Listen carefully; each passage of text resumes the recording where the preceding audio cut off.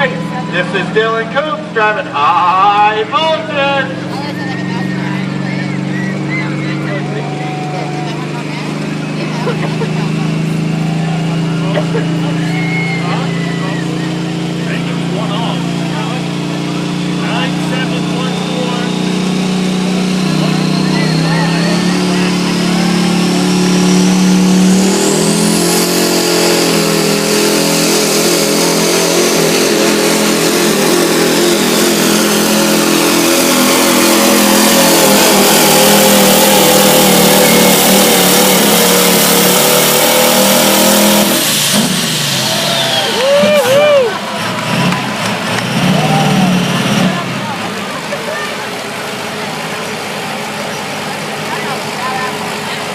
Alright, that was Dylan Coops from Windsor.